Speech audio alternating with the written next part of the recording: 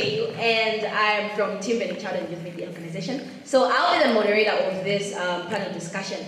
But I'm not the one who is like the wise person or everything. This is more like a serious thing. I want you guys to flex and to also have questions that you can ask these people, because that's what we're also here to do, to learn from this. So we have the guy that was speaking previously with us, William. May we welcome William to the stage.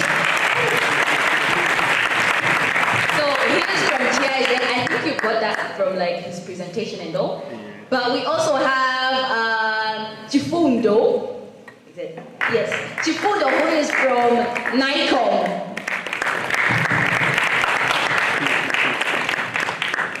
We also have a female, but nobody will carry me where gender, guys. We have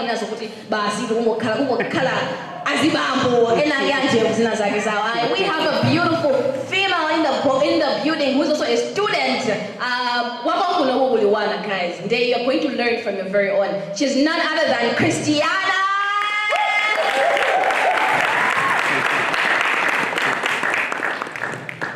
All right. So now, we're going to ask these people questions like whatever you have. So pay keen attention to whatever they have to say, because you are also going to have the flow. Well, this year's theme is green skills for youth towards a sustainable world. This is the 2023 theme for the International Youth Day. But maybe remember what do we mean when we say green skills? How do we understand green skills? What is it? The skills that we are doing, they should be green in color. Or like, what exactly do we mean?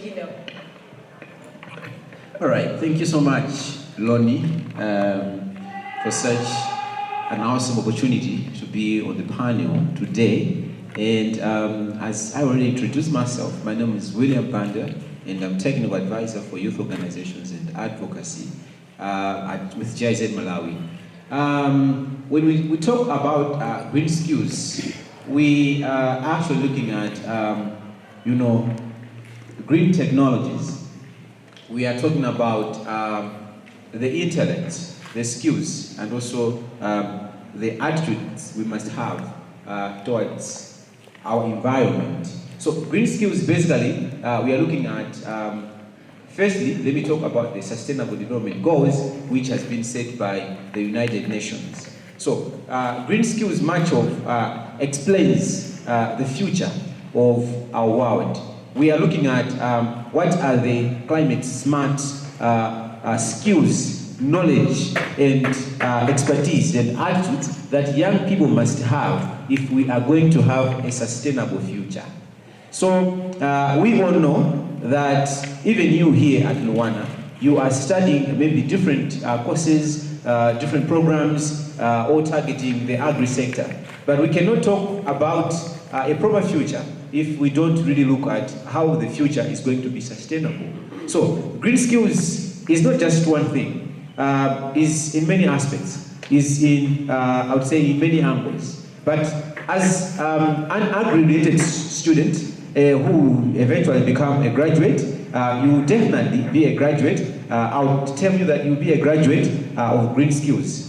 Because when you go out and you are not able to contribute to the impact of green technologies, and also you are not contributing to climate smart agriculture initiatives, then you'll probably be not as impactful and as important as you would have been towards sustainable development goals. So that's what I would say is green skills in a nutshell. Thank you so much.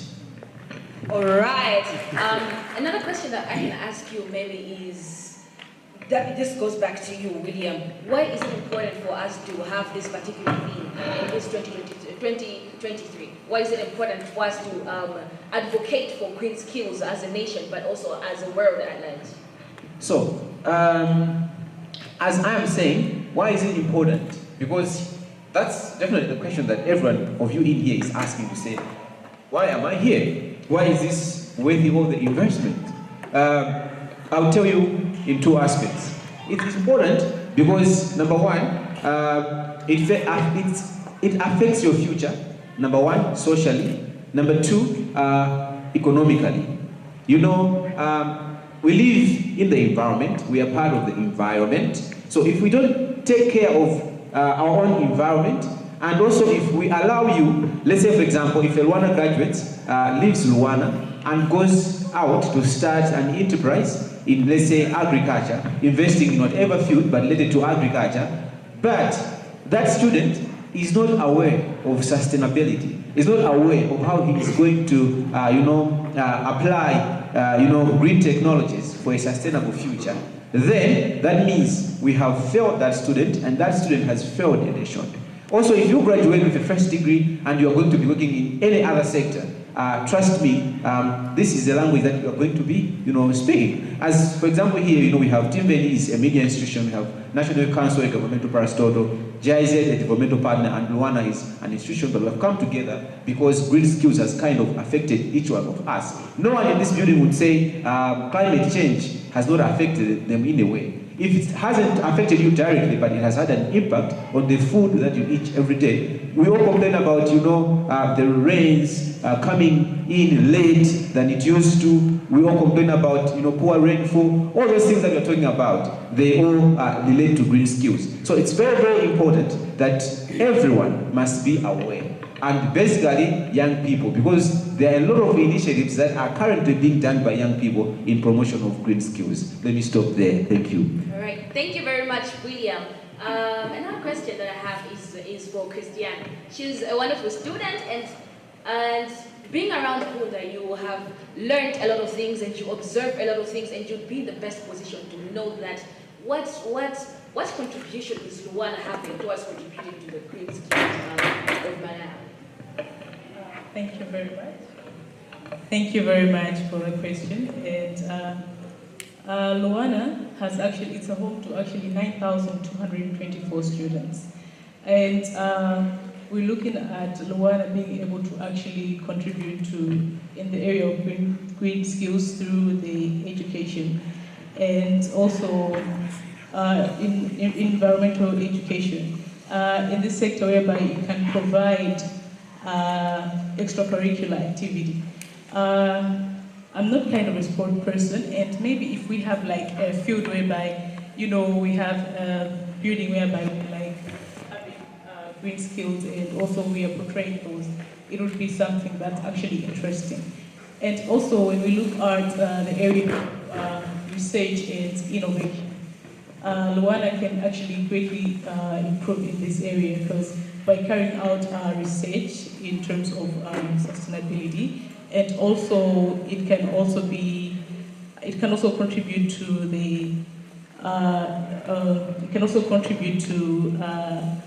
the green industry. And also basically through research, it can also include its students to be able to carry out the projects. Not only looking at this angle, we can also see that Luana can enhance green skills by actually providing students with workshops. And also we're looking at the area of advocacy and awareness, whereby we have seminars and also public lectures whereby students can be taught what green skills are.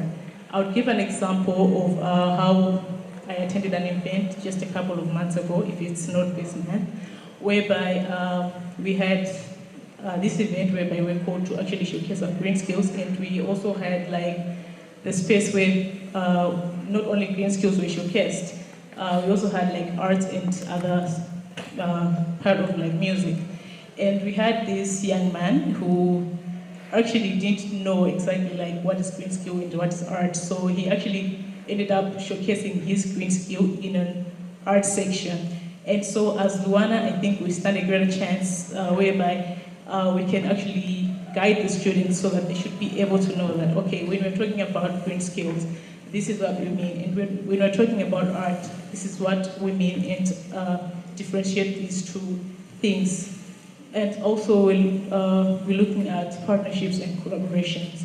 As a higher institution of learning, we can definitely collaborate with partners such as non-governmental organizations, governments, and also businesses, so that we can build a workforce that is towards a green, and also be able to tackle the problems that are at hand, the problems that we are facing ourselves here in the country. All right. I'd like to understand better when you say that we can partner or collaborate, and you also talked of workshops that are conducted. What is the impact of those? Because we might we can have such collaborations, but at the end of the day, that is not what is important. What we are looking for is the impact. So could you help me understand what impact the university, and especially the students, because they are what forms, this is just buildings, but we, the students, are the ones that make Luana to be Luana. What is the impact? How do you measure impact through that? And what is the actual impact that these things particularly have? All right, there is this great say that actually points out that knowledge is power. So by actually providing knowledge to us as students, we might be aware and be able to just go out there and also harness these green skills and be able to have them with us and portray them outside where we are. Right. Thank you very much. We also have in the building, like I said earlier on, Mr. Chifundo. So I would like to understand what are some of like the environmental concerns that you think that we need to act like right now. They're sort of an emergency. We need to act right now. If we don't act, well, then we are not going on the right track as a country. All right. Thank you so much, Ron. So I'm Chifundo Robert. Yes, to the funny part, I was also here. I graduated in 2019. So just to come straight to your question, there are a number of things that are of great concern as far as issues to do with climate change is concerned. The first and foremost, we can talk about floods. You can agree with me that recently we had Cyclone Freddy, which happened in the south, which has caused the greatest devastation. Okay, and then the other thing that we can talk about as one of the greatest concerns that we have is about loss of biodiversity, biodiversity, more especially the food systems. And also we can also talk about the loss of land productivity as the key issues that may come, or that may be the concerns as far as issues to do with climate change is concerned. And we should also understand this, that issues of climate change, they affect people in three major things. More especially, when talk about their rights, of which these people are affected disproportionately. For example, most of people that are more vulnerable to issues to do with climate change are women, children, and the youth. Okay, of which to that angle, I would say that is indeed one of the key issues, or one of the key concerns that we may have as far as issues to do with climate change is concerned. All right, so you talked of biodiversity, but also land something? Wait, not land. Loss of land productivity. Loss of land productivity. So now that we're talking of green skills, what exactly can be done on those in order to ensure that we as a country are promoting green skills, especially in those sectors that you have mentioned?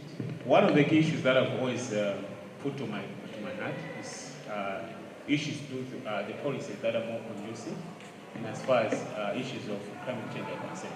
Of which one of the policies that I would always advise the government is that we should focus on the circular economic policies. Okay, the policies that are more, the policies that emphasizes using more of, say, the systems or the processes that are more conducive as far as climate change is concerned. I'll give an example. Maybe if the government would do more into investing more in issues, or maybe if the government would run out from issues to do with AIP, for example. Because AIP focuses much on the inputs that are more chemical. Okay, so I would maybe advise government to make sure that maybe use the policies that are more conducive, or the more systems or the technologies that are more conducive as far as climate change is concerned. Right. And so we are talking about all these skills, Tanzania towards 2063. My guy, numbers are 2063 there. Does anybody know about 2063? The agenda, right? If you're a Malawian, you probably have heard about this. So we are talking of 2063. William, could you help me understand, how does this promoting green skills help us achieve, how does this take us to achieve the 2063 goal and vision? All right, thanks, Lonnie. All right, so when we look at the Vision 2063, which is definitely, I would say, the roadmap, right, for us as a country, as a nation. And if you look at it, you'll definitely find that it clearly states that the key drivers for this agenda, for this vision, are young people. Do you know that Malawi, as a country, we are classified as a youth nation? It's because a majority of people in Malawi are in the class, what we call the class of the youth. You get it, right? We all know the age range which describes a young person or a youthful person in Malawi, right? Of which is what? Who knows? Nobody knows? Magai, you don't know what it Kamati youth, it's between what range and what range? Anybody from, no, not somebody from Naiko. Yes, in a white t-shirt. So, what?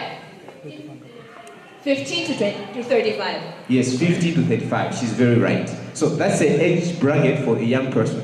So outside that, you are not classified as a youth. So when I say Malawi is a youth population, it means almost the huge majority in the population is in that age bracket, 50 to 35.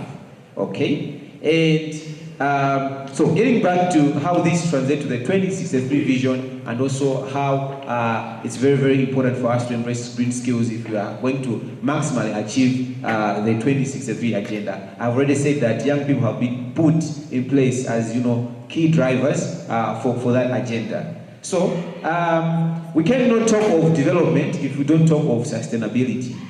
So there are initiatives that we are going to push as a country so that we reach at the 2063 agenda, right?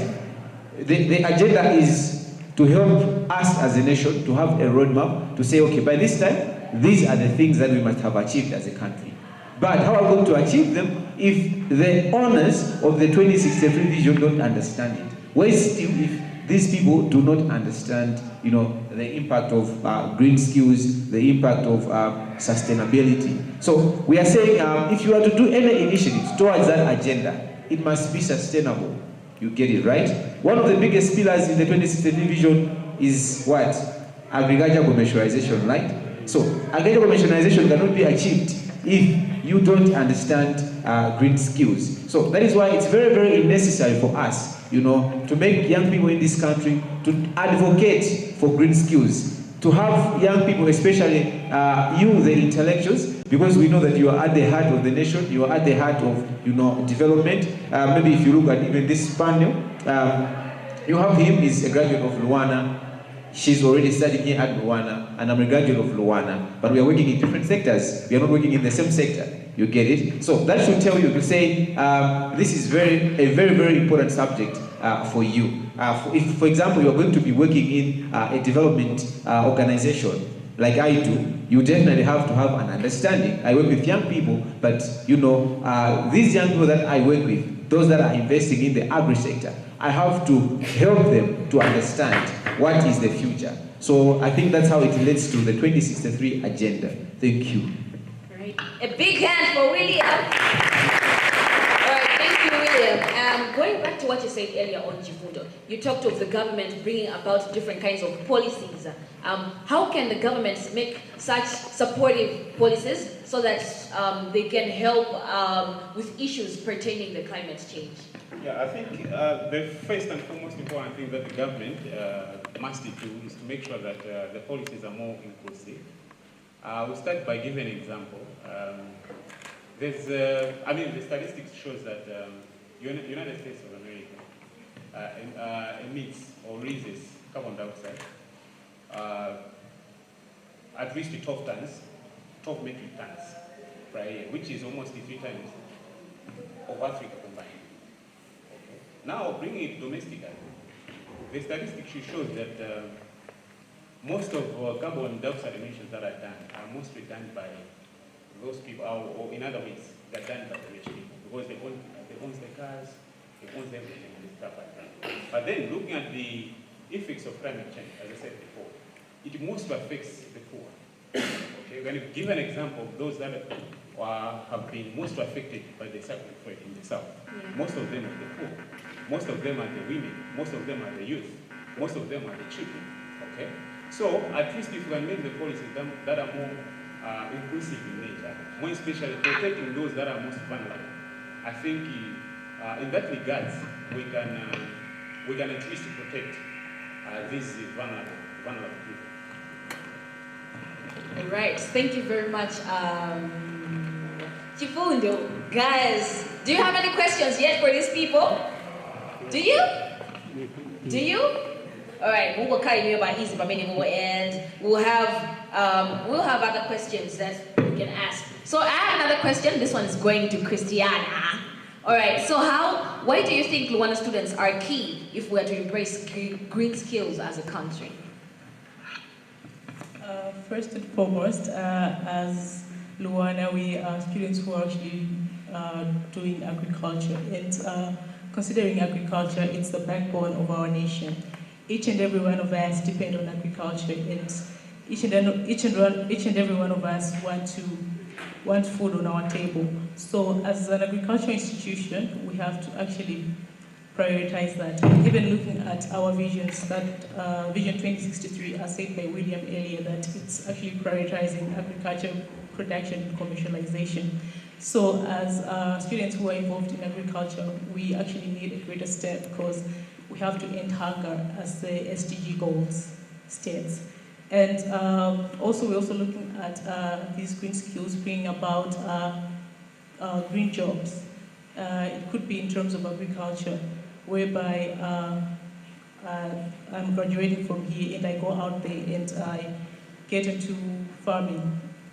I'll be able to actually create jobs for many other people out there.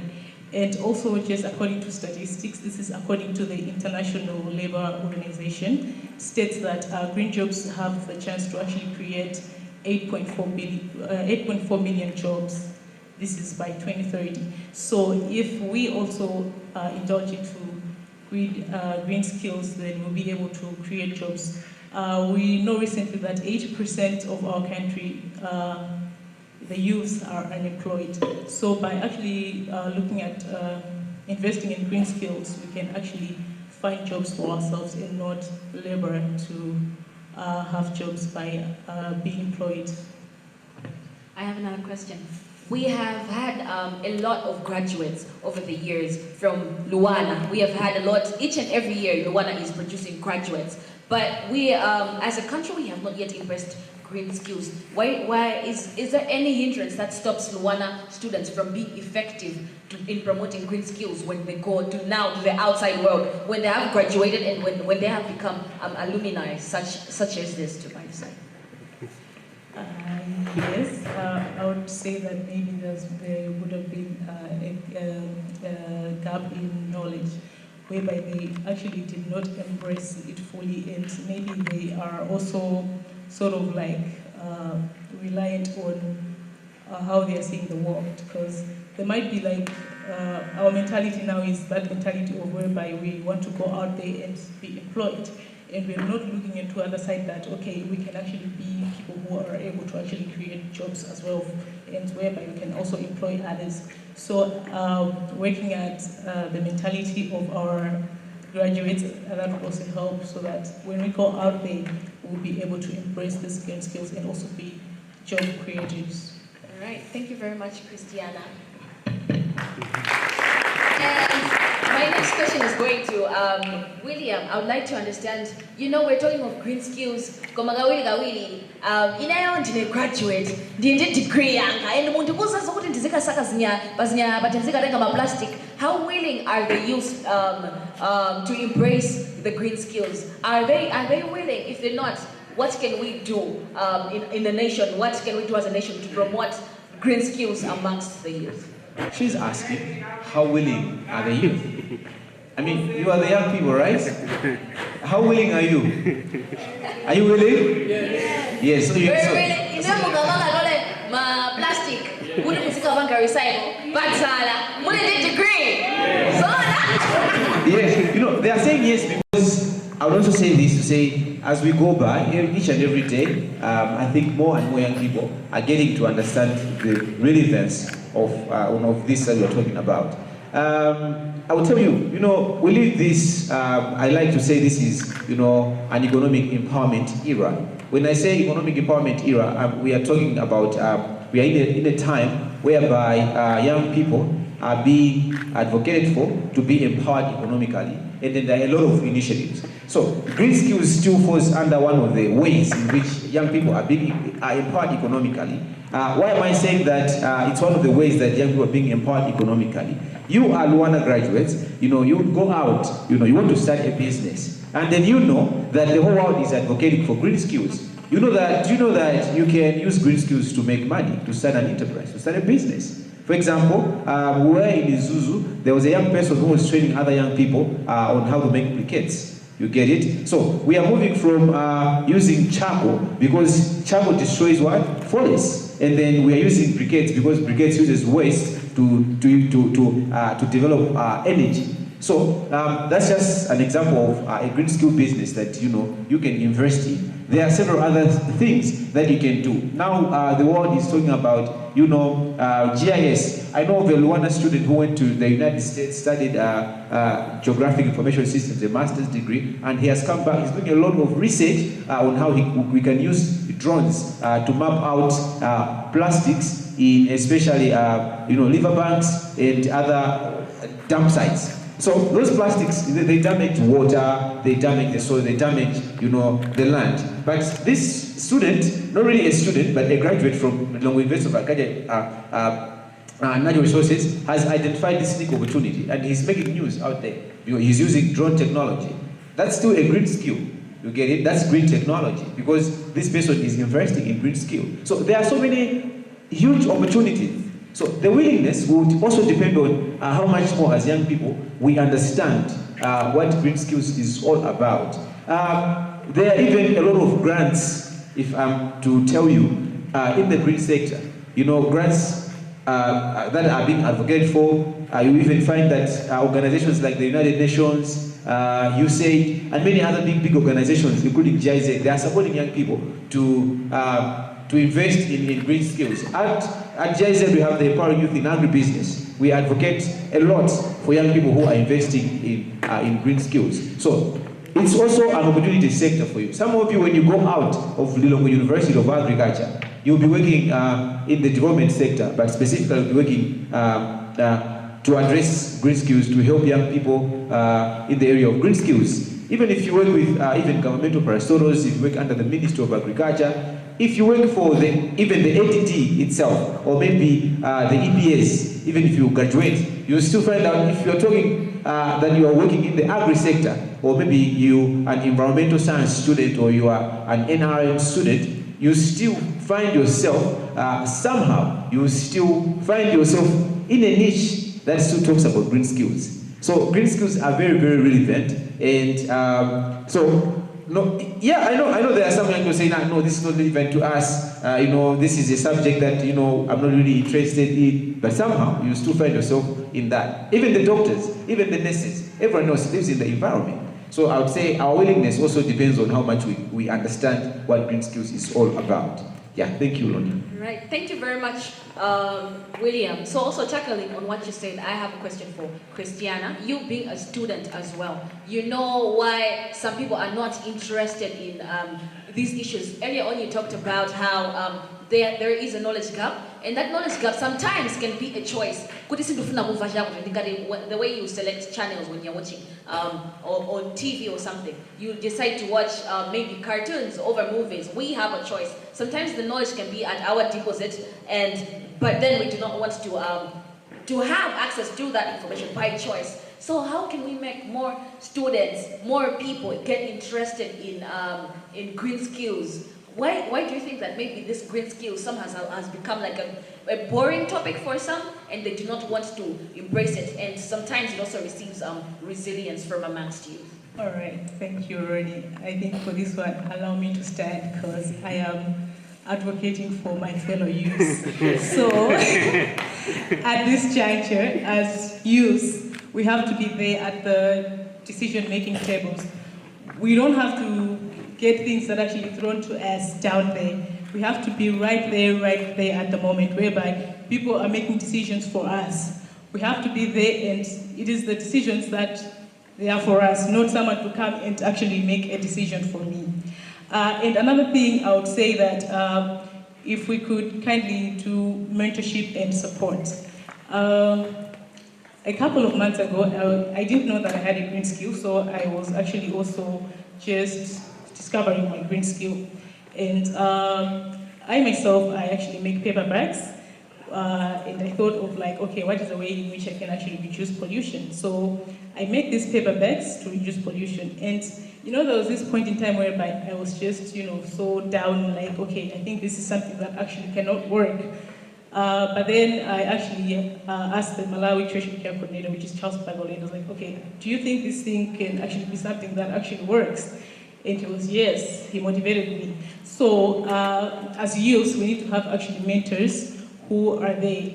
We're not looking at only the financial support. We can also look at emotional and also physical support, whereby someone just comes to you and say that in this field you can actually do it, continue doing what you're doing and uplifting you. So, mentorship can be one of the things that as youth we can, because amongst us, when we come up with something, we laugh at each other like, okay, what have you come up with? What is this? What do actually it help in actually the development of the country? Do you think this can go far? So having a mentor would actually just build up, your confidence back to actually what you're actually doing. And competition. Like as youths, we like to work where we are competing with someone. Yeah. Yeah. So even I would tell a story about like in primary school. I'm not the kind of person who draws, but then Toyota Malawi was actually bringing drawing competitions, and I was participating in them because I actually wanted to win the prize that was actually there. So we would also take this opportunity whereby we're bringing in competitions, and you find that this competition may actually unveil the hidden green skills that are amongst us, the youths, and that would also be another way to do such things. Thank you very much. All right. Thank you very much.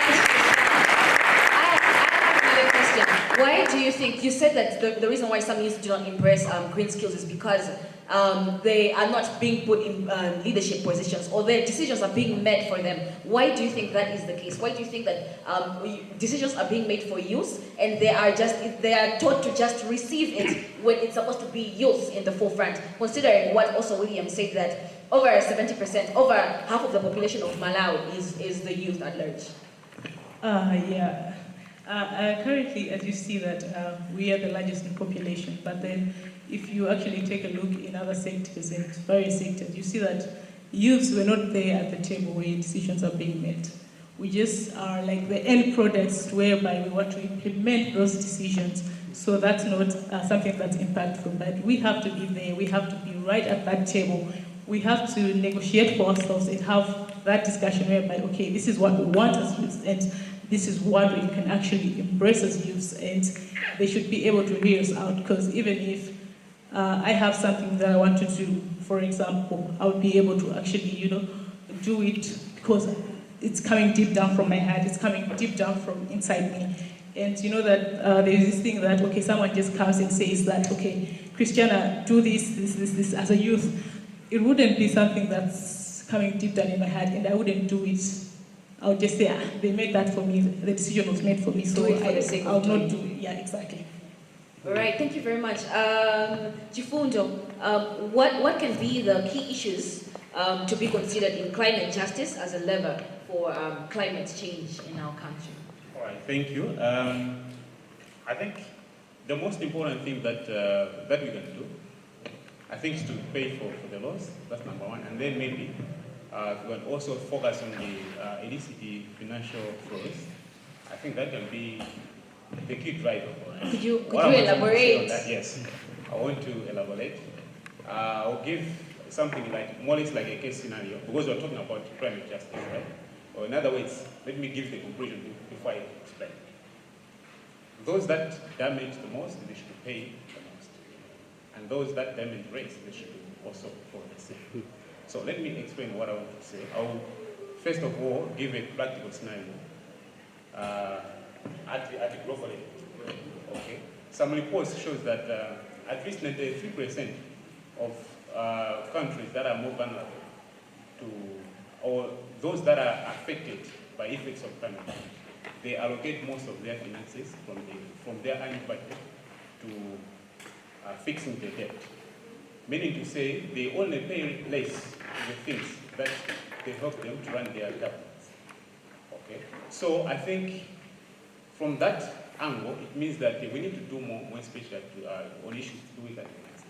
And this advocacy is not only issues to do with, I mean, it's not something to be done by National Council of Malawi alone.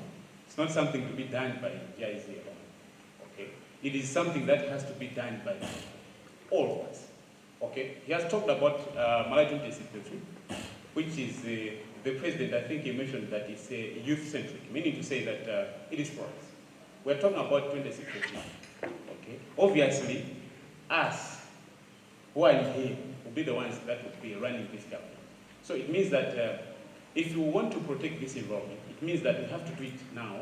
I mean, we have to do it as young people. So what I'm trying to say on the issues, now let me get back to issues to do with climate justice, to put an emphasis. As I said before, that those that are destroying the environment more, they have to be paying back more. And those that are not, they should be doing the same.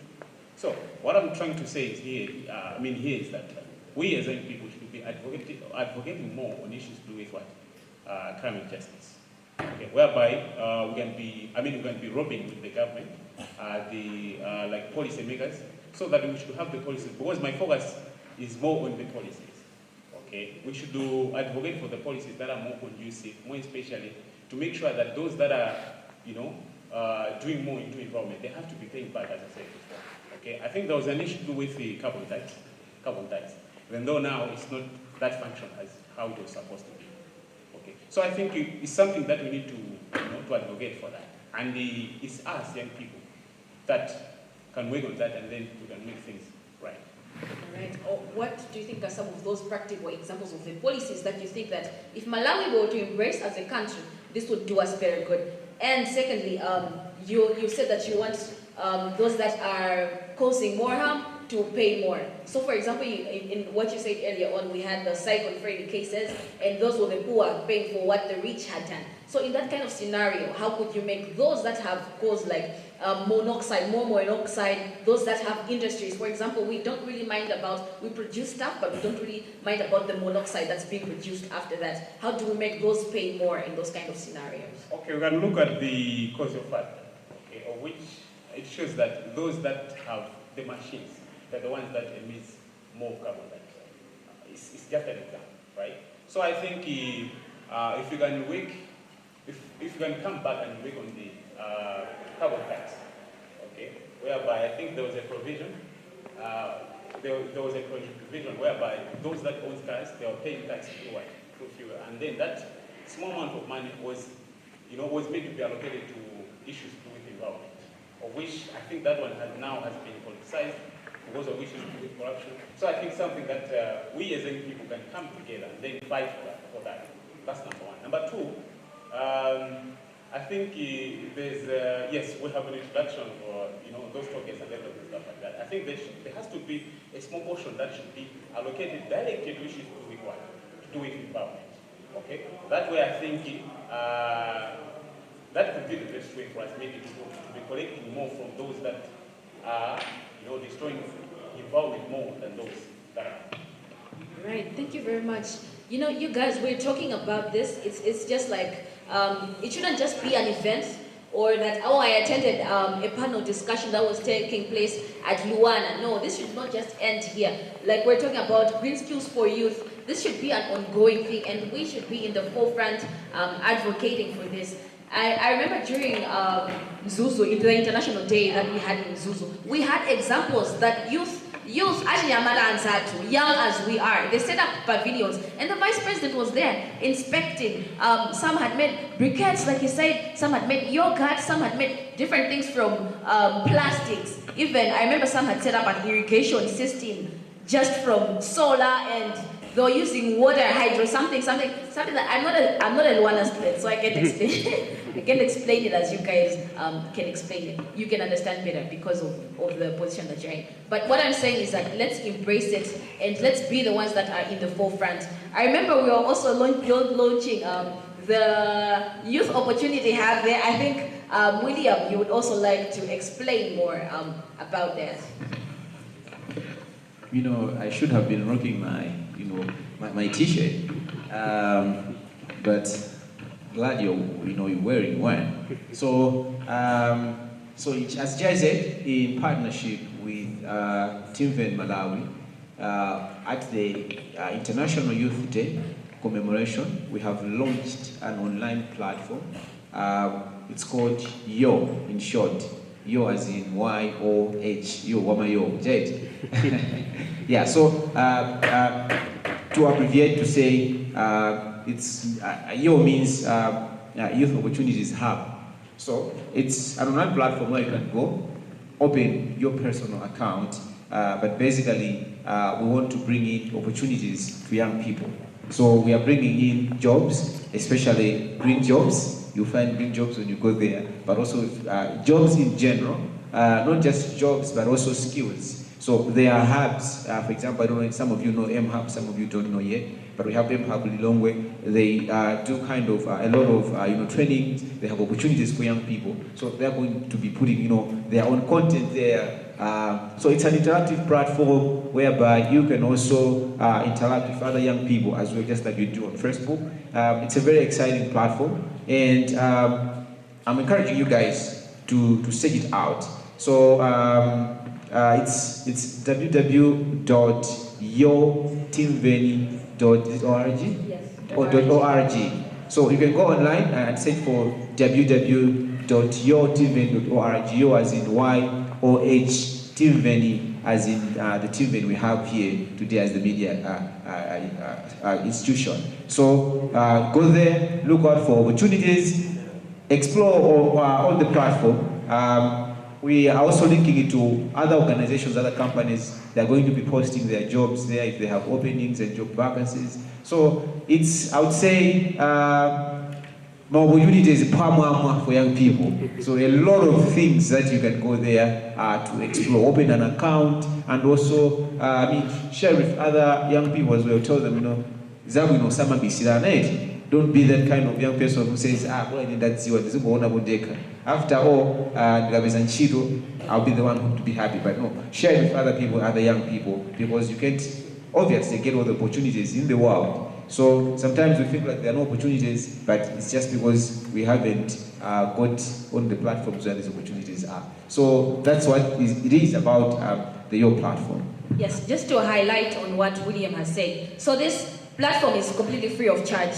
And it's not just job opportunities that you're going to find there. There are three aspects of this platform. So there's the education platform that is there. Some of us have a scholarship, education related, that is free of charge. Maybe there are 50% discounts or 100% discounts. These are also things that are going to be posted over there. And there is also the career aspect that she has talked about, different kinds of job vacancies for different organizations. So we are in partnership with also different organizations that are placing their jobs there. You can actually go right now and check, like online, your Timveni, get yourself registered, and you can have an account and keep on updating. The information is always up to date. And the third aspect is I mentioned the business aspect. My business opportunities, there's also agribusiness. JSEC is also one of the partners, so they have agribusiness opportunities that are there for the youth. All these are free of charge going out to you guys. And we also have some good news. We have competitions that are going to be running. there on the page. So if you register and you can have different things, you can also stand a chance to win different kind of things. So on top of that, we also have a radio program which is called Youth Opportunities Hub. It's on Timveni Radio, and it's a program that runs from Tuesday from 2:30 to 3 o'clock. So it's just a 30-minute program. And even during this program, we're going to have Mibigi-san. Like she talked of competition. So it's a thing. Ajinamata will still have to win competitions, and different questions are going to be asked. You can stand a chance to also win various things. Yes, so at this juncture, let me open the floor to you guys to ask any kind of questions that you had from any of these three panelists that were right here.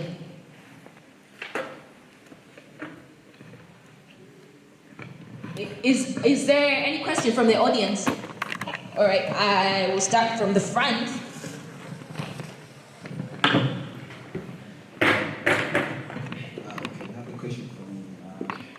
Panels. As you know, Malawi as a country, we are facing through many economic challenges, as we can see. And literature has shown that green skills, their impact are shown after some time. So as a country, we need solutions that are quick for us to move for that time. For example, let me give an example in Tijeo.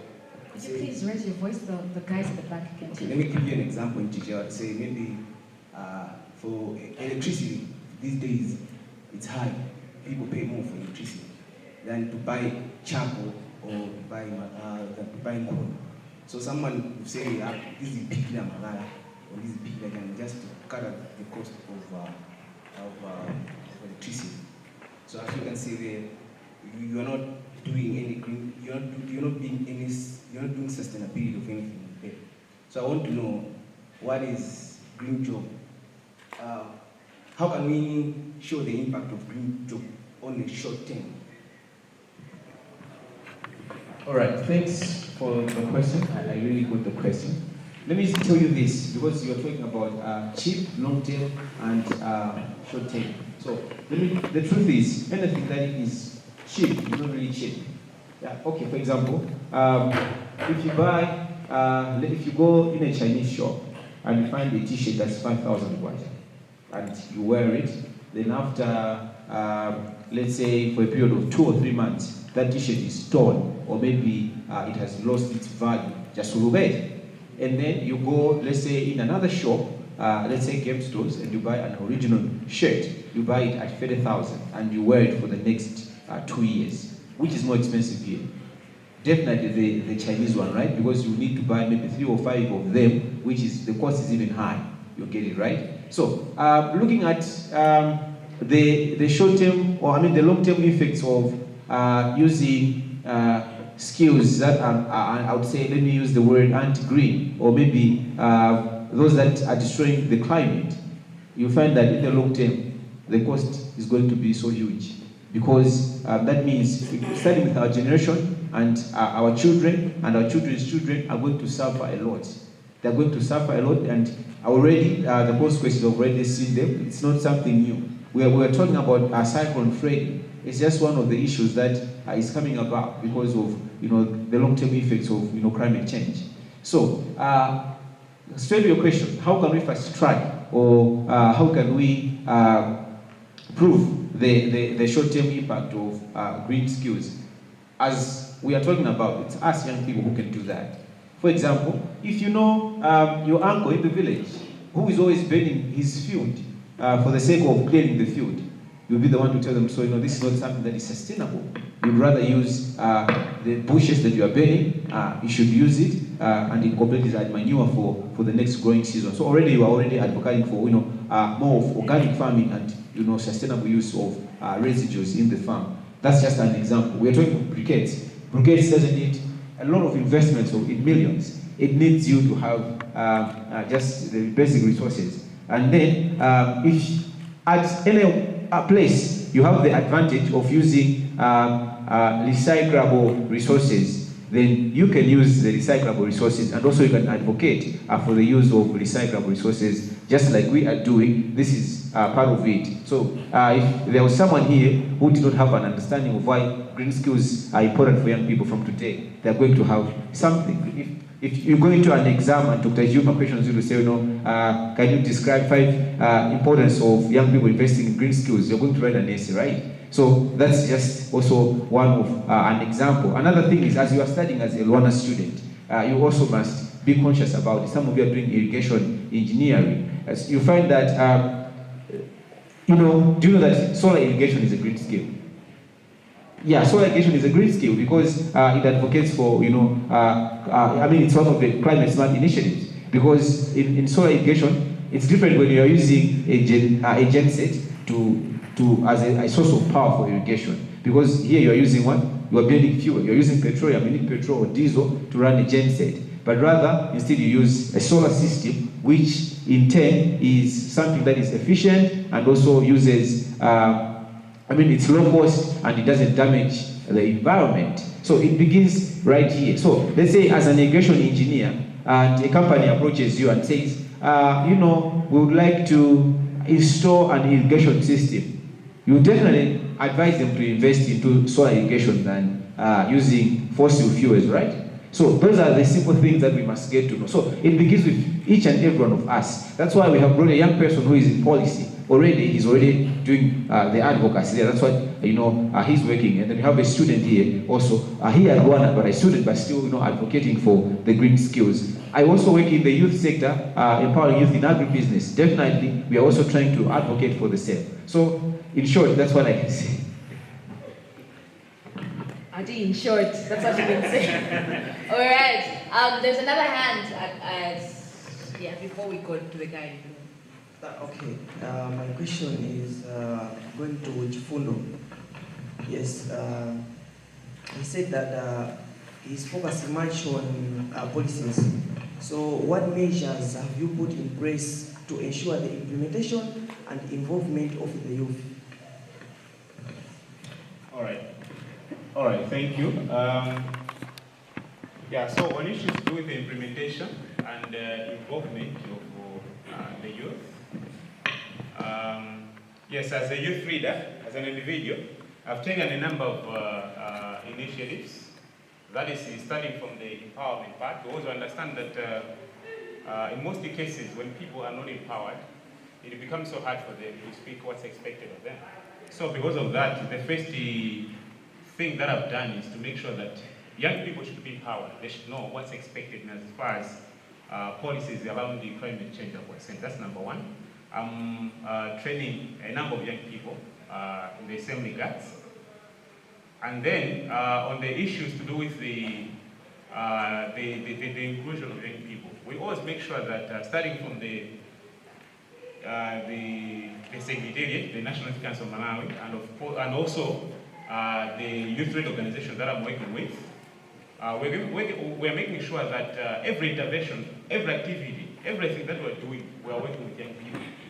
Because as my colleague had already said, to say that there's been a challenge for quite some time whereby young people, most of young people, in other words, young people are not included, more especially when there are tables to make decisions. So what we're doing is, and also reflecting from the fact that I'm also a young person, what I'm doing is to make sure that everything that we're doing in our initiatives, we're studying with young people, and then even throughout the implementation of what we're doing, we're working with young people. A very good example is, I'll give an example. It shouldn't be 2 months ago I was here with the young people, plus the student union, whereby we were discussing a number of things, more especially on young people in governance. In other words, young people, youth participation in governance spaces. So we discussed a number of things, including issues to do with climate change. So I think that one can be a very good example in as far as how our programs channeled to ensure that they were including young people.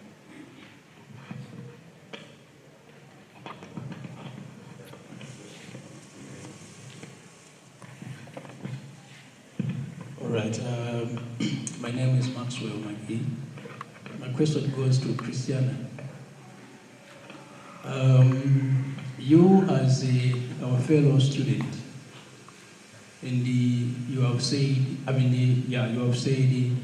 being us as the students who are, most of us, taking the agricultural programs, and you said we are on the center of the green skills. This is for sure. You've been here almost now 4 years, and we've got lots of graduates out there, and some of them, they are there with you. And you said, but out there, we are not showing that we've got the green skills in us. And much of us, we are looking at the government or the other private sectors to employ us. As a student, do you see that is it only us or the university also has the problem? I'm looking at is our university centering on the skills, really training the skills or management? Tell us, or maybe you can be the mouthpiece for us to speak to them. Thank you very much for the brilliant question. Basically, I would say that if we are to adopt green skills, so you have to start with oneself. There's no one who's going to tell you what to do. No university will tell you that, okay, because you're doing this, this is what you should do. But you as an individual, know your place, know the skills that are in you. The university is just there to actually just come and help you that, okay, if there's this student who knows how to do this.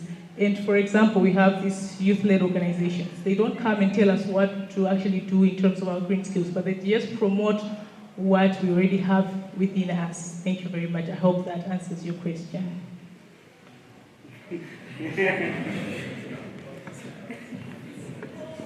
All right. Yes, that's her response. Okay. Gender, do we only have males in the building? Do we? Anyways, we're still taking more questions from like the public. Anybody else with a question? This question goes to William Banda.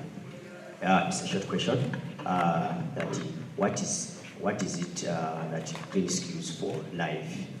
And also, I have another question for Robert Chifundo. Bear in your mind, in your mind that after I get out of this institution, I have to work or I have to start my own business and the like. So, what are some of the examples of green life skills for I to remove the negative or negativity at workplace or in my business or anyone's business that I might get involved? I didn't really get your question to me again. Okay, I was like saying, what is green life skills for life? So his question is, what are green skills for life? You get it? What are these green skills for life? So, okay, now that I get your question, I think let me give you a few scenarios, and I hope that will help you. But when you're asking for what are green skills for life, I'll definitely just put it in, I'll try to put it in one statement, then maybe give practical examples. If I'm to answer what are green skills for life, I would definitely say these are attitudes, this is your approaches, and also this is how you think every day towards green skills. And I mean, this is how you make decisions every day. And okay, for example, given an option to use a solar pump over a diesel pump, if you go for a solar pump, that's an example of a green skill. You have, embrace green skills there. That's just an example of green skills for life. That's just a perfect example. If you have a choice to burn or to heat up, let's say your home, using a charcoal burner or using briquettes, and then you go for briquettes, given that they are available, that means that would be an example of the green skill for life. So it has to do with your mental perception, how you make your decisions every day, your attitudes. You get it, right? Also, if you have to make some business choices, you're a young person, you want to start an enterprise, you have an option to say, okay, petrol, you get it? And then you decide to say, okay, I have money. ndizakula bedroom ndisunga nyumba so that akakagwa kuti a filling station ndizimgulitsa motula. You get it? You also have an option to use that money to say, this money I'm going to invest it in waste recycling. You also have that option. So those are green skills for life.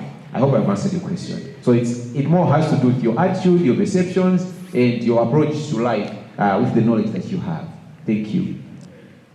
I think also adding on what William has said, it's a day-to-day lifestyle. For example, if you go around, it's a choice that you consciously make. For example, if you go around eating bubble gum and you decide not to throw that paper away on the ground, but use it maybe for something. If you recycle plastic, you know, plastic recycle into this particular thing. So if we make a decision to get rid of plastics, get rid of stuff in the different things in the right way, that is a decision that we're making. It's a lifestyle now. It becomes a norm as well. The second way that I would also describe the green skill for life is thinking of the future. If it's something that what you do does not harm the next generation. For example, if what I'm creating today, the technical thing that I'm embracing today, is not something that will harm 10 years from now, 50 years from now, it's not going to make the generation start crying out for help. Monoxide does not pollute the environment. Then what I am doing, if it is helping, is going to be beneficial for them, then that's also a green skill for life. Are there any questions? All right, there's a female hand there in maroon. Okay, so first of all, let me recognize our panelists. I would like to thank you for the good work that you are doing. We don't take it for granted. And I just have a question, and it goes to all our panelists. Each one can respond. My question is, through my experience, I've seen that there is a lot of organizations, whether youth organizations or the international organizations, that are also working on the same theme that you are talking about here. So, according to the theme of this year's International Youth Day, which says Green Skills for Youth Towards Sustainable World. So I just wanted to understand from you what are some of the interventions or some of the objectives that can be done or that can be taken into consideration to achieve the goal that we have as the theme of this year's International Youth Day. Thank you. Okay, let me start. I will start by addressing the question that was directed to me by him. I think he had two questions. But yes, I think part of it has been addressed by William. Because I think you were looking for the practical examples for green skills, right? So I think you have mentioned a number of things. I'll just add. Maybe a practical example is, one of the practical examples can be maybe focusing on the organic fertilizer example. Instead of maybe using chemical fertilizer, can be a very good example. And also, there are, a number of innovative things that young people are doing outside there. I'll be mentioning names, but then I'll just give examples. Okay, I've got a number of friends that are, turning the glass bottles, okay, which are meant to be waste. They're turning them into tumblers. That's another example.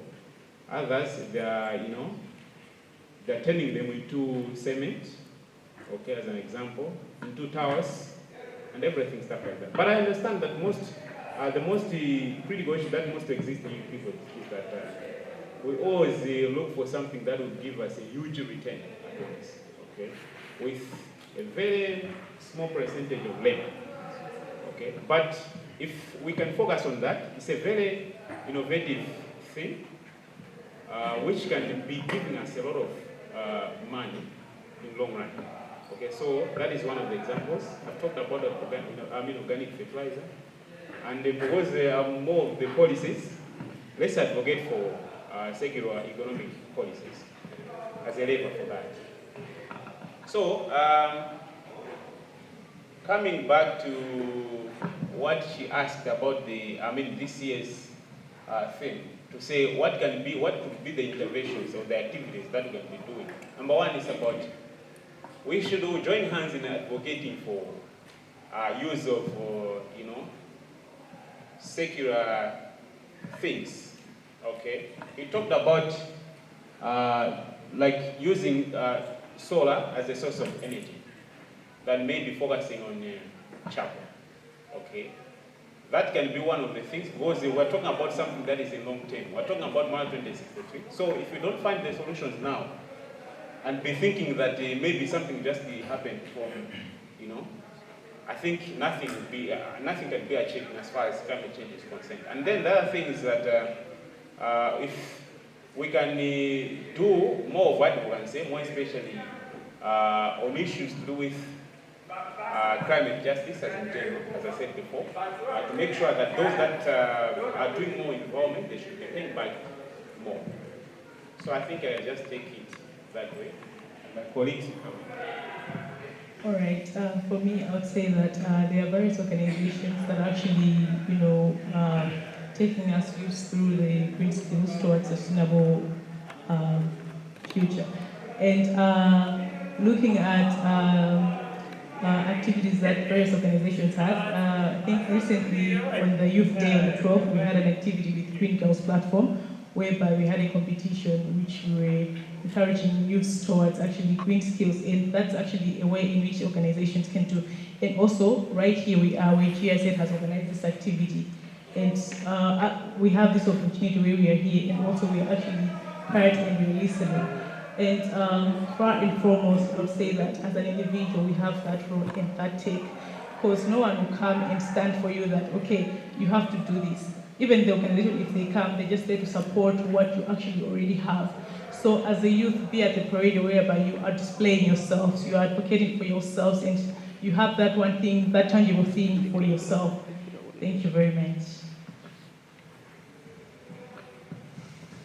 All right, thank you very much, Christiana. Do we have any more questions from the audience?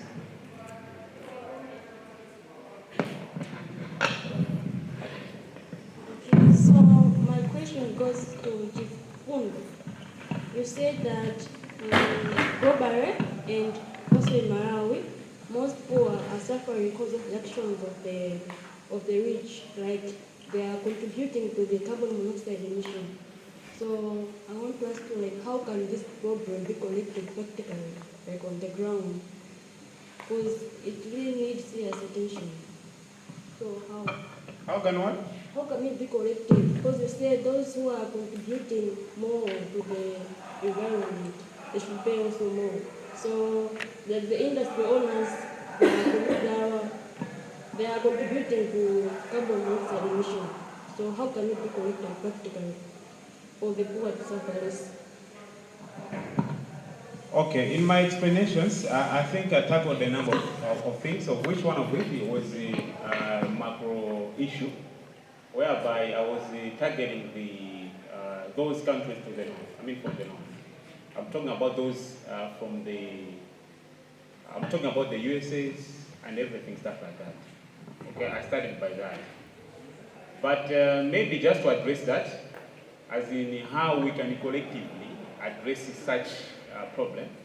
You can agree with me that the cyclone Fred that recently happened in Malawi is not as a result of how we have maybe destroyed the environment in Malawi. No.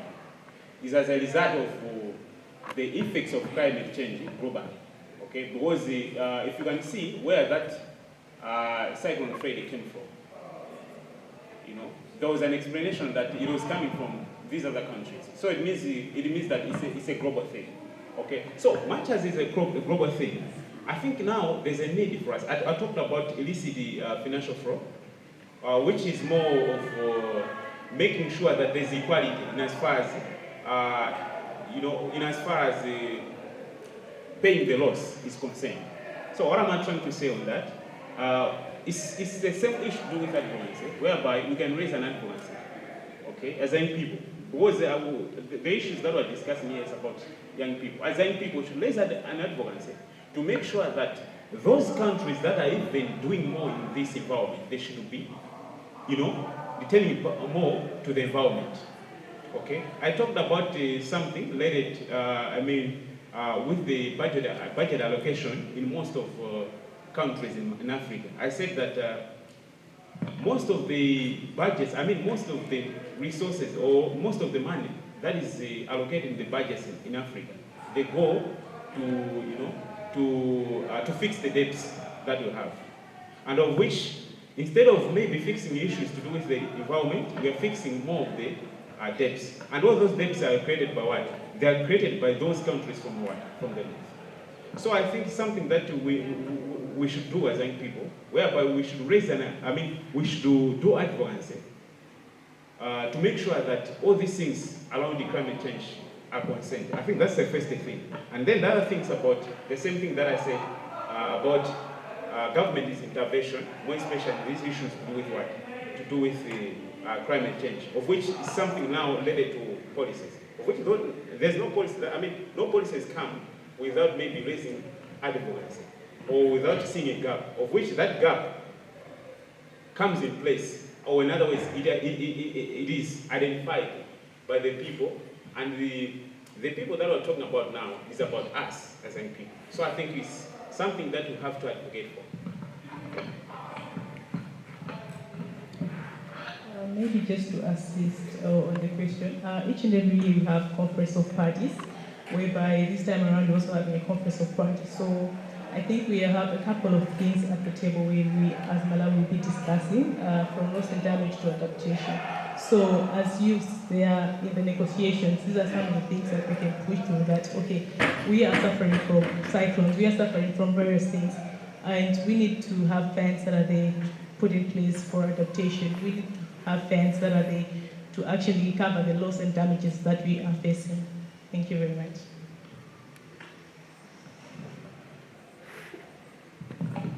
Thank you so much. There's a question in the guy in Czech, red. Yes. All right, thank you. My name is Joel Castor. My question is quite similar to the one which you have actually responded, Chifundo. I thought I could be quiet by your answer, but your answer hasn't been that satisfactory. Okay, my worry. Okay, you gave a statistic in the first place about the United States emitting a lot of carbon dioxide, which is actually causing a lot of damage, and the effects are even being felt here in Africa. So you talked about climate justice, which is about apportioning costing or apportionment of the damage caused. Those who have actually caused a lot of damage, they should pay more. So, for example, United States, it's just you have just singled out a single country, which is these countries are more developed and industrialized. So here in Africa, we are not developed, especially Malawi. Thank you so much for this training, because we are now aware of the climate green skills. However, what has been done so far, because we're looking at the global level, to these rich countries which are emitting a lot of carbon dioxide, which is causing enormous damages to our environment, more than what we're doing here?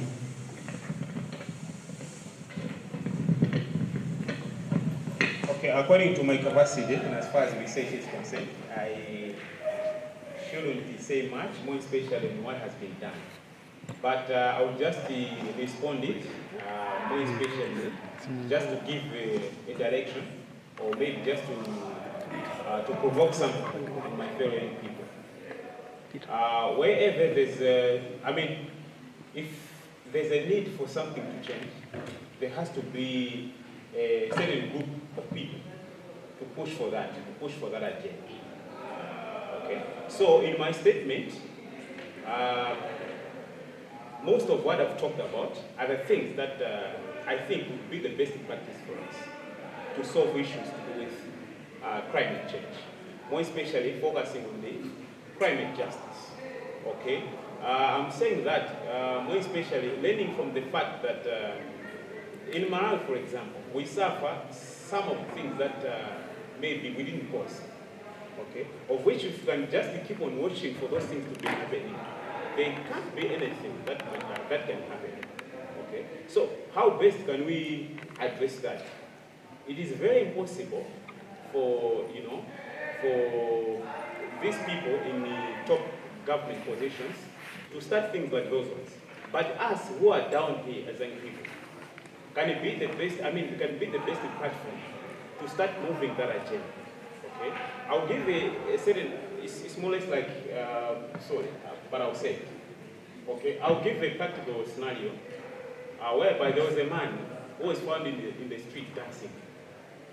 Okay, and then when the people went to see him, they started laughing because they thought like maybe the guy is mad. And then next day, another fellow joined him, started dancing. And then people were not of much interest with them, but then they started changing their mentality. And then the next day, number of people started increasing. After increasing, and then the whole community joined the band. I mean the bar. They started dancing. And then now they started, because they are a team, they started singing a song. And that song had a meaning, of which through that song, these people were trying to address something that was happening in that society. So what am I trying to say? If this battle can be done by one person, by National Council of Malawi or GIC alone, it's very hard for this to be achieved. But if it can be addressed by us as young people, as he already said that over 75% of Malawi population is young people. So it means that if we can join hands as young people, that is for a start. At national level, I think something can change.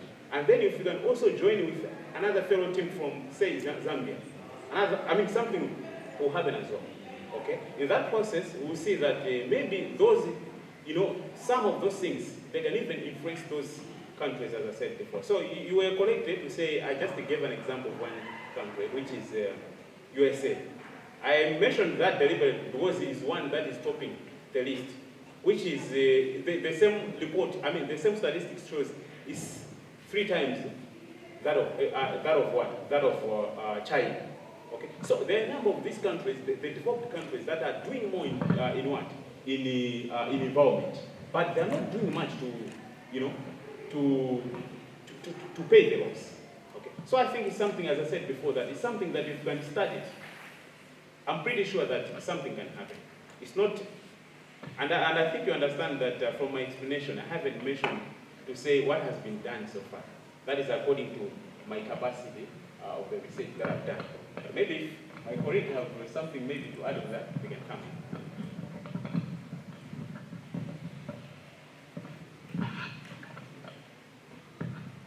I'm seeing Dr. Shumia you have a point, something to add?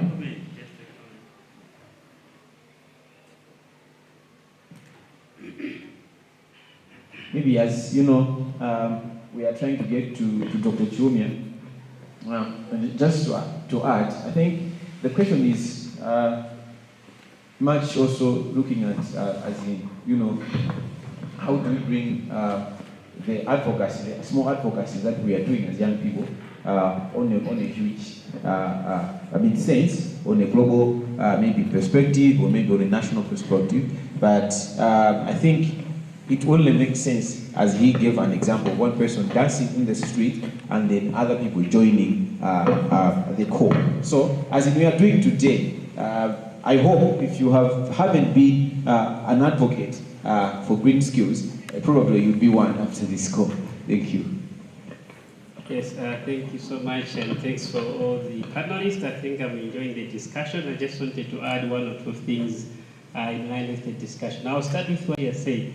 I'm aware, I think there are some initiatives which have been done at global level with regards to combating issues of climate change.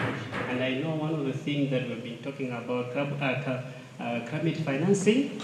So climate financing, I think it's in the same thinking whereby who is investing more with regards to mitigation and adaptation measures to fight against the impacts of climate change. So it would be with regards to what are you investing, for example, in the developing countries on initiatives which are targeted towards strengthening the adaptation or adapting to the impacts of the climate change. So that aspect of climate financing. There was also, if you look at some of the targets which are set at global level, different countries, they are given different targets with regards to how much they have to reduce for a given period. And these normally vary according to the country. And I think this is also in the context of trying to say, hey guys, you're doing a lot and we're doing less, and the capacity. So there's these targets which are always set to say by 2030, what is the target for this region in terms of carbon, in terms of addressing issues of climate change. So those are some of the initiatives. And also, I think Christiana mentioned something about the issues of producing national reports. So this is one of the initiatives which is done at global level, whereby you're supposed to produce, just to give an idea of the progress that we are doing at the country level. And this is normally done even in Malawi, and different sectors, they contribute to that report, which at the high level, they can try to make a decision to say how much are we doing as a country with regards to addressing some of the impacts of climate change. So I just wanted to add on the aspect of what has been done at global level with regards to addressing issues of climate change. There's carbon crediting. I think there are some initiatives towards that.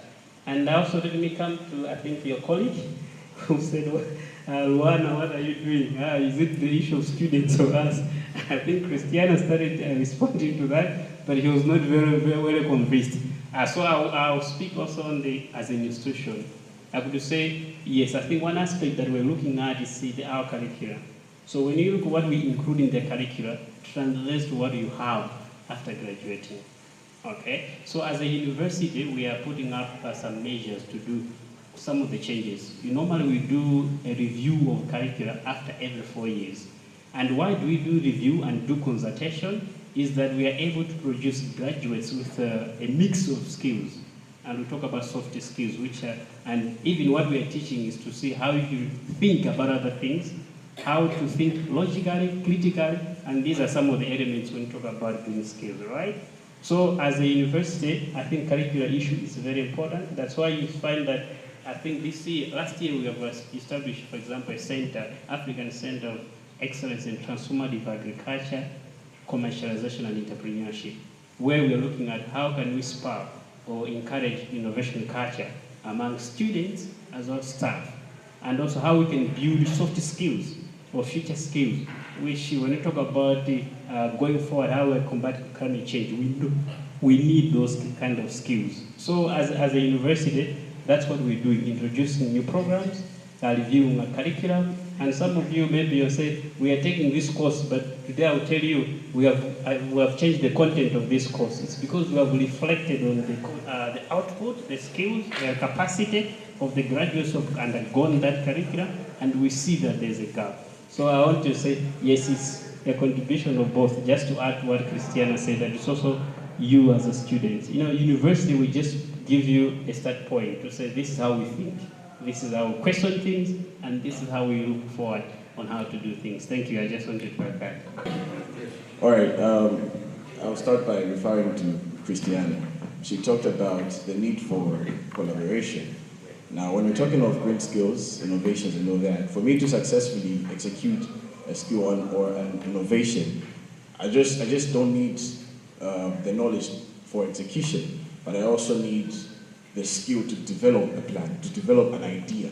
So there are some people, for example, who've had great minds from rural areas, people who are not very educated, but they have managed to come up with innovations. For example, William Kamkwamba from Kasumu, he managed to come up with a great skill. But I feel like most of the times we focus much on people who are already educated and all that, but perhaps my skill or my impact can be showcased when executing a green skill rather than developing a green skill.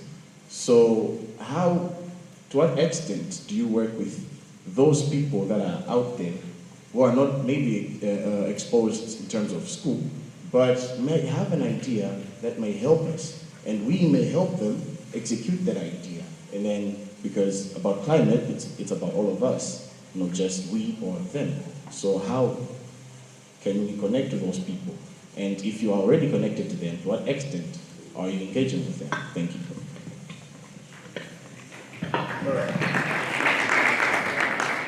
All right, that's a great question, and also good that it's the last one. And I think I'm good. I'm well placed to answer it, right? Yeah.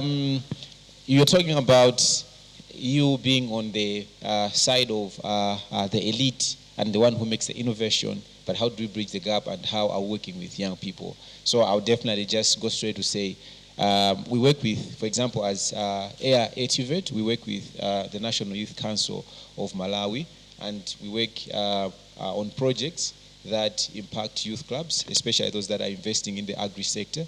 So definitely, the youth clubs are from rural areas, Nchisi, Zimba, and then we do capacity building trainings for them and making them better placed for the opportunities that are in the agri sector. Not just that, but also we help them to embrace green skills, sustainable innovations. Not just, we don't only encourage them to adopt innovations that have been developed elsewhere, but we also help them with the trainings that we do with them to develop an innovative mindset. So definitely much of the expertise we also draw from, actually, indeed, Luana graduates, just like I am a Luana graduate. So I'm part of such initiatives and programs. I'm not the only one. I know there are also other, young people, even young people from that work with the National Youth Council as well. So, it's, as everyone else is saying, it's something that requires collaboration. It requires our efforts.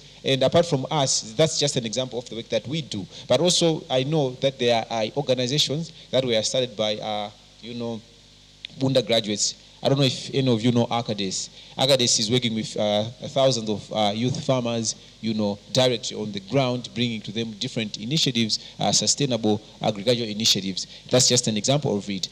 Who knows FISID?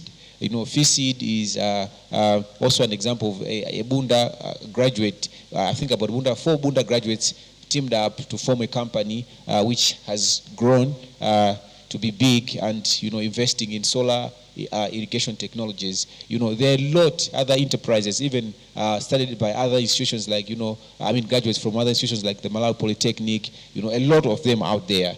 One day, I'll be saying that I'll meet one of you here to say, I started this company, it has grown, it's, a multi-million company, and it's supporting, rural farmers with, irrigation equipment. So that's how just it is. But if you want more information, you can also talk to my colleagues from the National Youth Council. They have more things they'll tell you about youth clubs, and also maybe I also know that not all the rural youth clubs are just being run by people from the village, but we also have some youth clubs. For example, we have a youth club that is doing very well in Nchisi, but it's also part of the leaders there are students who are studying at Poly. So on holiday, they go back in the village, they are working with their colleagues. So I know some of you, not everyone here is coming from, in town, area 14, area 11. I know some of you come from typical rural villages, but the fact that you have made it here, also look at how you can benefit, the youth clubs back home. It's also your own opportunity. I know youth clubs who are in the rural villages. Part of it, they have, young university graduates, because they are capitalizing on the expertise of the graduates. They have been able to get, Malawi government's grants, like the agricultural commercialization grant, up to $40,000. So those are the opportunities that are there for you to invest in the green skills. So the sector is just wide and huge, but it will take how proactive you are to do the research to find out the niche opportunities. Thank you. All right, thank you so much. Can we have a big hand for our wonderful panelists? They have been so amazing, haven't they? Yes. So, if you have more questions, I know that all the questions weren't addressed in the time that we're given. They'll still be around, so you can don't musaobe, guys, musaobe. We are here for you. They are here for you, so you can go and ask them questions. And right now, let me hand over to the NICOM. So, as you have heard, my name is Felix Chienda. I work with the National Youth Council of Malawi. I think as we have already said at the beginning, so the National Youth Council of Malawi is the statutory corporation of the government of Malawi. Our main mandate is to promote and coordinate youth development. One of our core functions is we register youth organizations, but we also provide capacity building to youth organizations or youth structures, if I may call them. So, International Youth Day, it's a day that was set aside by the United Nations. I think William already gave a brief background on that. So usually every year we join the world in commemorating International Youth Day. Similarly this year we did the same, and we had the main commemoration in Zuzu last week on 18th, on 17th and 18th, but the main commemoration was on the 18th. The guest of honor was the State Vice President, Dr. Saulos Kraus Chilima. So a number of things happened. There were trainings that were taking place on the 17th. We had 4 trainers in our Mapuzitama brigades. There was one that was teaching on how to process yogurt via addition. There was one that was teaching on how to make manure. I think we have heard about organic fertilizer here, the use of organic fertilizer. And the other one was also able to facilitate on how to produce soap or make soap. Yeah, I think those are the trainers that we had.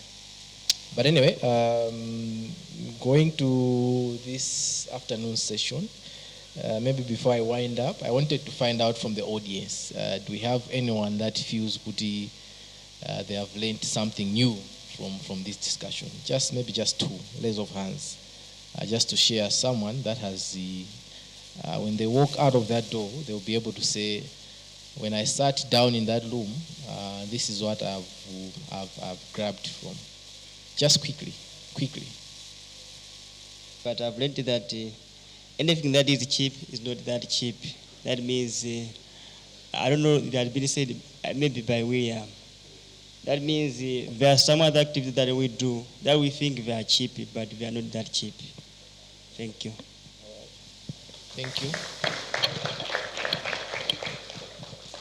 A lady, you share with us, yes? My name is Amina Suriani. I've learned that the skills and the local materials we have can help to empower youth, like creating opportunities and also making businesses. Thank you. But I think the key messages that I wanted us to capture when we are going away, the first one being that all of us in here are youth, maybe except a few individuals that are above the age of 35, but most of us I know in here, so by definition a youth is the amende zaka zosachepera 10 komanso zosapyolera 35. So the message being that the ball is in our court. We really need to step up. We are talking about sustainability here. Our colleagues or our friends that are in the leadership positions, they will not be there maybe in the next 15 or 20 years. But some of us very likely will be there. So we really need to take charge of the situation. We really need to be on top of the game. I think there are a number of issues that have been discussed. In terms of Malawi 2063, we are talking about agriculture productivity and commercialization. That's something we really need to be on the forefront, particularly by making sure whatever interventions or programs that we are designing, they are leaning towards the environmental protection and sustainability. But also one key factor that we really need to think about is the mindset change. That's one of the enablers in the Malawi 2063. If we really want to achieve whatever it is that we want to achieve as young people, we really need to start thinking about how do we change our perceptions, attitudes, and beliefs. So mindset change is key to everything that we do. And I think that's something that was also discussed, and there's a question here that someone asked in relation to that. So I think these are the key takeaway messages that I wanted us to really reflect when we are leaving this place. Malawi 2063 is for us to drive and make sure that we really realize the vision as a country. In terms of the government, the government is really committed to youth development.